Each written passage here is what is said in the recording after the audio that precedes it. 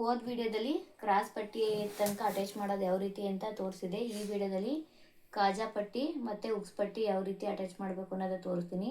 ಉಕ್ಸ್ ಪಟ್ಟಿಗೆ 1.5 ಇಂಚು ಕಟ್ ಮಾಡ್ಕೊಂಡಿದ್ದೀನಿ. ಕಾಜಾ ಪಟ್ಟಿಗೆ 4 ಇಂಚು. ಉಕ್ಸ್ ಪಟ್ಟಿಯಿಂದ 1.5 ಇಂಚು ಕಟ್ ಮಾಡಿರೋ ಬಟ್ಟೆನ ಈ ಥರ ಎರಡು ಫೋಲ್ಡ್ ಮಾಡ್ಕೋಬೇಕು. ಫೋಲ್ಡ್ ಮಾಡ್ಕೊಂಡು ಎಡ್ದ ಕಡೆಗೆ ಉಕ್ಸ್ಬೇಕು ಅಂತಂದರೆ ಎಡ್ದ ಕಡೆಗೆ ಉಕ್ಸ್ ಪಟ್ಟಿನ ಇಟ್ಕೋಬೇಕು. ಫಸ್ಟು ಮೇಲ್ಗಡೆಯಿಂದ ಸ್ವಲ್ಪ ಈ ಥರ ಅರ್ಧ ಇಂಚ್ ಬಟ್ಟೆ ಬಿಟ್ಟು ಮೇಲ್ಗಡೆಯಿಂದ ಸ್ಟಿಚ್ ಮಾಡಬೇಕು. ಇದು ಕಾಲಿಗೆ ಸ್ಟಿಚ್ ಮಾಡ್ಕೊಬರ್ಬೇಕು. ಕೆಳಗಡೆ ಇವು ಏನು ಕೂಳೆ ಇರುತ್ತೋ ಮತ್ತು ಈ ಡಾಟ್ ಏನಿರುತ್ತೋ ಅದು ಮೇಲ್ಗಡೆಗೆ ಬರೋ ಥರ ಸ್ಟಿಚ್ ಮಾಡಬೇಕು. ಕೆಳಗಡೆಗೆ ಬರೋ ಥರ ಸ್ಟಿಚ್ ಮಾಡಿದ್ರೆ ಅಷ್ಟು ನೀಟಾಗಿ ಫಿನಿಶಿಂಗ್ ಬರೋಲ್ಲ. ಆದ್ದರಿಂದ ಅವು ಮೇಲ್ಗಡೆಗೆ ಬರೋ ಥರ ಸ್ಟಿಚ್ ಮಾಡಬೇಕು.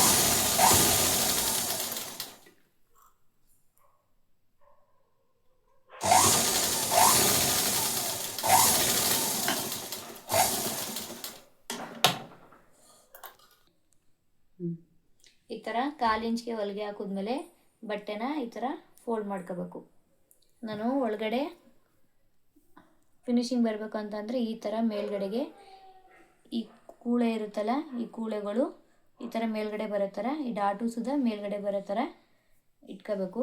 ಮತ್ತು ಅದು ಸ್ಟಿಚ್ ಮಾಡಿದ್ಮೇಲೆ ಈ ಬಟ್ಟೆನ ಈ ಥರ ಯಾವ ಕಡೆ ಕಚ್ಚೆ ಇರುತ್ತೋ ಆ ಕಡೆಗೆ ಮಡ್ಚಬೇಕು. ಮಡ್ಚ್ಬಿಟ್ಟು ಮತ್ತು ಈ ಥರ ಫೋಲ್ಡ್ ಮಾಡಿ ಕೆಳಗಡೆ ಅರ್ಧ ಇಂಚು ಬಿಟ್ಟಿರ್ತೀವಲ್ಲ ಆ ಬಟ್ಟೆನ ಒಳಗಡೆ ಫೋಲ್ಡ್ ಮಾಡಿ ಈ ಎಡ್ಜಲ್ಲೇ ಸ್ಟಿಚ್ ಹಾಕಬೇಕು.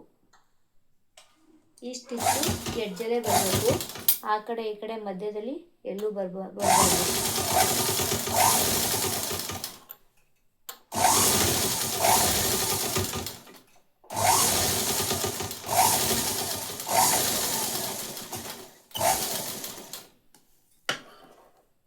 ಅರ್ಧ ಇಂಚ್ ಬಟ್ಟೆ ಬಿಡ್ಕೊಂಡು ಎಕ್ಸ್ಟ್ರಾ ಪೀಸ್ನ ಕಟ್ ಮಾಡಬೇಕು. 1/4 ಇಂಚ್ಗೆ ಸ್ಟಿಚ್ ಮಾಡಿದ್ಮೇಲೆ ಮೇಲ್ಗಡೆ ಬಟ್ಟೆನ ಈ ಥರ ಫೋಲ್ಡಿಂಗ್ ಮಾಡ್ಕೋಬೇಕು. ಈ ಥರ ಫೋಲ್ಡಿಂಗ್ ಮಾಡಿ ಒಂದೇ ಫೋಲ್ಡಲ್ಲಿ ಮಡ್ಚ್ಕೊಂಡು ಹೊಲಿಬೇಕು. ನೋಡಿ, ಇದು ಮೇಲ್ಗಡೆ ಎಕ್ಸ್ಟ್ರಾ ಅರ್ಧ ಇಂಚ್ ಬಟ್ಟೆನ ಈ ಥರ ಮಡ್ಚಿ ಈ ಬಟ್ಟೆನ ಒಂದೇ ಸಾರಿ ಈ ಥರ ಫೋಲ್ಡ್ ಮಾಡಬೇಕು. ಫೋಲ್ಡ್ ಮಾಡಿ ಇದು ಎಡ್ಜಲ್ಲೇ ಸ್ಟಿಚ್ ಹಾಕಬೇಕು.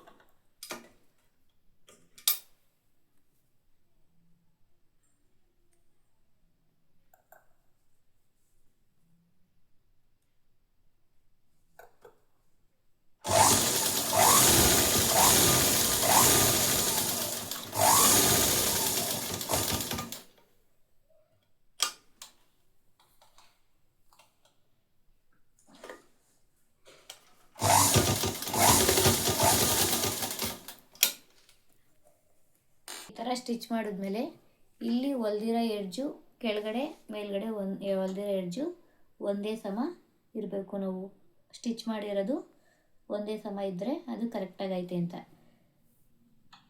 ಉಕ್ಸ್ ಪಟ್ಟಿ ಈ ಥರ ಬರ್ತದೆ. ಇವಾಗ ಕಾಜಾ ಪಟ್ಟಿ ಯಾವ ರೀತಿ ಹಾಕೋದಂತ ತೋರಿಸ್ಕೊಡ್ತೀನಿ. ಇಂಚು ಕಾಜಾ ಪಟ್ಟಿಗೆ 4 ಇಂಚ್ ಬಟ್ಟೆ ತಗೋಬೇಕು. ಅದನ್ನು ಈ ಥರ ಡಬಲ್ ಫೋಲ್ಡ್ ಮಾಡ್ಕೋಬೇಕು. ಡಬಲ್ ಫೋಲ್ಡ್ ಮಾಡ್ಕೊಂಡು ಒಳಗಡೆಯಿಂದ ಸ್ಟಿಚ್ ಮಾಡಬೇಕು. ಇದ್ಲೂ ಅರ್ಧ ಇಂಚ್ ಬಟ್ಟೆ ಬಿಟ್ಟಿರಬೇಕು. ಉಕ್ಸ್ ಪಟ್ಟಿನ ಮೇಲ್ಗಡೆಯಿಂದ ಸ್ಟಿಚ್ ಮಾಡಬೇಕು. ಕಾಜಾ ಪಟ್ಟಿನ ಒಳಗಡೆಯಿಂದ ಸ್ಟಿಚ್ ಮಾಡಬೇಕು. ಇದು 1/4 ಇಂಚಲ್ಲೇ ಸ್ಟಿಚ್ ಮಾಡಬೇಕು.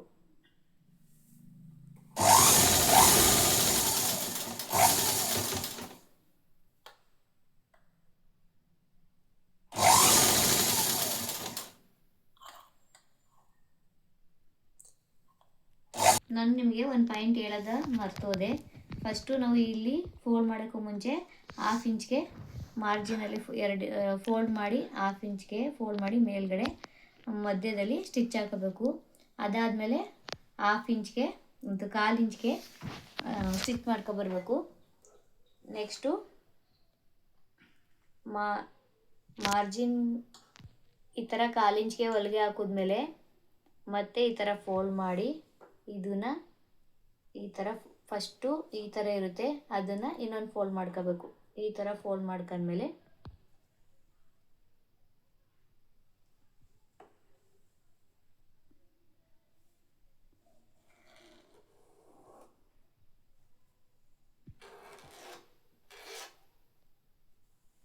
ಇಲ್ಲಿ ಎಡ್ಜು ಕೆಳಗಡೆ ನಾವೇನು ಸ್ಟಿಚ್ ಮಾಡಿರ್ತೀವೋ ಅದ್ರ ನ್ಯಾರಕ್ಕೇ ಸಮವಾಗಿ ಸ್ಟಿಚ್ ಮಾಡಬೇಕು.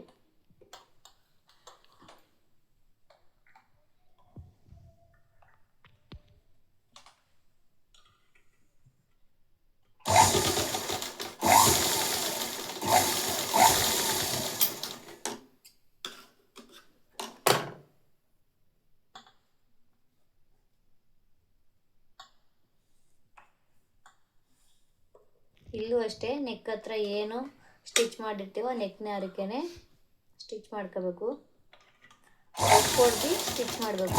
ರಫ್ ಹೊಡಿಲಿಲ್ಲ ಅಂದರೆ ಅದು ಲೂಸಾಗಿ ಒಳಗಡೆ ಬರೋ ಚಾನ್ಸಸ್ ಜಾಸ್ತಿ ಇರ್ತದೆ. ಅದರಿಂದ ರಫ್ ಹೊಡೆದು ಸ್ಟಿಚ್ ಮಾಡಬೇಕು. ಮತ್ತು ಇಲ್ಲಿ ಈ ಥರ ಕ್ರಾಸಾಗಿ ನೆಕ್ಕು ಹೊಲ್ದಿರ್ತೀವಲ್ಲ ಆ ಕಡೆಯಿಂದ ಕತ್ತರಿ ಇಟ್ಕೊಂಡು ಈ ಥರ ಕ್ರಾಸಾಗಿ ಕಟ್ ಮಾಡ್ಕೋಬೇಕು. ಮುಂದೆ ಈ ಥರ ಶೇಪ್ ಅಂದರೆ ಅದು ಕರೆಕ್ಟಾಗಿ ಬಂದೈತೆ ಅಂತ. ಈ ಕಡೆನೂ ಅಷ್ಟೇ ಅದೇ ಥರ ಕ್ರಾಸಾಗಿ ಕಟ್ ಮಾಡಬೇಕು. ಈ ಥರ ಬರ್ತದೆ. ಈ ಥರ ಬಂದಮೇಲೆ ಇದನ್ನು ಒಳಗಡೆಯಿಂದ ತಿರುವಾಕಬೇಕು.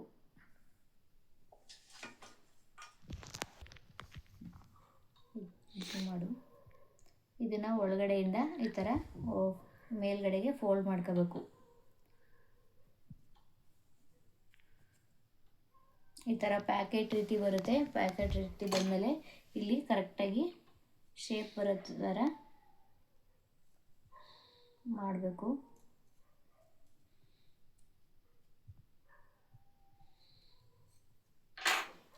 ಈ ಥರ ಬರುತ್ತೆ. ಈ ಥರ ಬಂದಮೇಲೆ ಇಲ್ಲಿ ಏನು ಸ್ಟಿಚ್ ಮಾಡಿರ್ತೀವೋ ಅದ್ರ ಮೇಲೇ ನಾವು ಉಕ್ಕೋಲ್ ಮಾಡ್ಕೋಬೇಕಾಗುತ್ತೆ.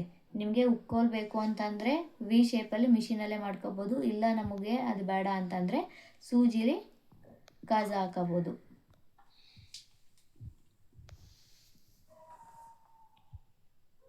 ಇದು ಈ ಮಾರ್ಜಿನ್ ಮೇಲೆ ಬರಬೇಕು. ನಾನು ಇಲ್ಲಿ ಫಿನಿಶಿಂಗ್ ಬರಲಿ ಅಂತ ಹೇಳಿ ಒಂದು ದೊಡ್ಡೊಳ್ಗೆಲಿ ಒಂದು ಸ್ಟಿಚ್ ಹಾಕತ್ತೀನಿ. ಅದು ಮಿಷಿನಲ್ಲಿ ವಿ ಶೇಪ್ ಕೊಟ್ಟಿದ್ಮೇಲೆ ಆ ಸ್ಟಿಚ್ನ ರಿಮೂವ್ ಮಾಡ್ಕೊತೀನಿ.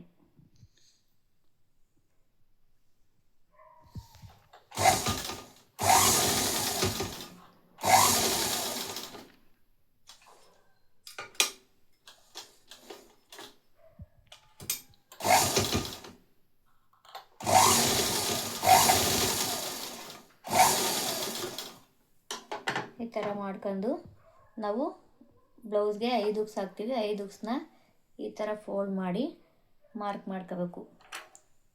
ಫಸ್ಟು ಈ ಕಡೆ ಎಡ್ಜಲ್ಲೊಂದು, ಈ ಕಡೆ ಎಡ್ಜಲ್ಲೊಂದು, ಮಧ್ಯದಲ್ಲಿ ಒಂದು, ಮತ್ತೆ ಇನ್ನೊಂದು ಫೋಲ್ಡ್ ಮಾಡಿ ಈ ಥರ ಇಲ್ಲೊಂದು, ಇಲ್ಲಿ ಫೋಲ್ಡಿಂಗ್ ನಡೆದ್ರೆ ಇನ್ನೊಂದು. ಇವಾಗ ಇಲ್ಲಿ ವಿ ಥರ ಶೇಪ್ ಬರೋ ರೀತಿ ರಫ್ ಹೊಡೆದು ಪ್ರತಿ ಒಂದು ವಿ ಶೇಪ್ ಬಂದಾಗ ತಿದಿಲಿ ರಫ್ ಹೊಡಿಲೇಬೇಕು. ರಫ್ ಹೊಡಿಲಿಲ್ಲ ಅಂದರೆ ಬಿಚ್ಚೋಗುತ್ತೆ.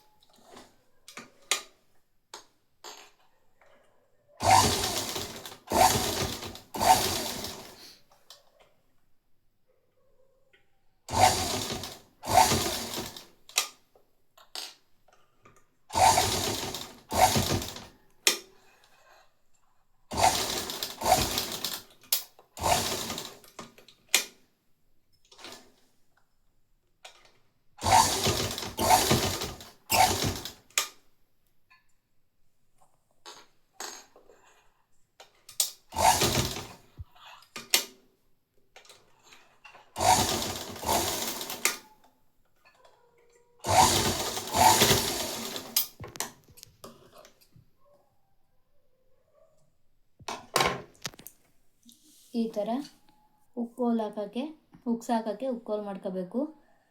ಇದರಲ್ಲಿ ಏನಾದರೂ ನಿಮ್ಗೆ ಅರ್ಥ ಆಗಲಿಲ್ಲ ಅಂತ ಅಂದರೆ ಕಾಮೆಂಟ್ ಮಾಡಿ ಎಲ್ಲಿ ಅರ್ಥ ಆಗಿಲ್ಲ ಅಂತ. ಅದನ್ನು ಬೇಕಾದರೆ ಇನ್ನೊಂದು ವೀಡಿಯೋದಲ್ಲಿ ನಿಮಗೆ ಇನ್ನೊಂದು ಸರಿ ತೋರಿಸ್ಕೊಡ್ತೀನಿ. ನೋಡಬೇಕು, ಈ ಥರ ಇಟ್ಕೊಂಡು ನೋಡಿದ್ರೆ ಎರಡೂ ಒಂದೇ ಸಮ ಬಂದಿರಬೇಕು. ಆವಾಗ ಇದು ನಾವು ಏನು ಶೇಪ್ ಕೊಟ್ಟಿರ್ತೀವೋ ಅದು ನೀಟಾಗಿ ಬರ್ತದೆ. ಅಕಸ್ಮಾತ್ ಇದರಲ್ಲಿ ಏರುಪೇರು ಆದರೆ ಮತ್ತೆ ಯಾವುದು ಜಾಸ್ತಿ ಆಗಿರುತ್ತೋ ಅದನ್ನು ಬಿಚ್ಚಿಬಿಟ್ಟು ಸರಿಯಾಗಿ ಇಲ್ಲಿ ನಾವು ಕ್ರಾಸ್ ಪೀಸ್ ಅಟ್ಯಾಚ್ ಮಾಡಿರ್ತೀವಲ್ಲ ಅಲ್ಲಿ ಇನ್ನು ಸ್ವಲ್ಪ ಉದ್ದ ಇರೋದನ್ನ ಎಷ್ಟು ಉದ್ದ ಐತೆ ಅಂತ ನೋಡಿ ಅಷ್ಟಕ್ಕೆ ಹೊಲಿಗೆ ಹಾಕಂಡು ಮತ್ತೆ ನಾವು ಅಟ್ಯಾಚ್ ಮಾಡಬೇಕಾಯ್ತದೆ. ಇಷ್ಟು ಅರ್ಥ ಆಗದೆ ಅಂತ ಅನ್ಕೋತೀನಿ. ಅರ್ಥ ಆಗಲಿಲ್ಲ ಅಂತ ಅಂದರೆ ಕಾಮೆಂಟ್ ಮಾಡಿ, ನಾನು ಮತ್ತೆ ಹೇಳ್ಕೊಡ್ತೀನಿ.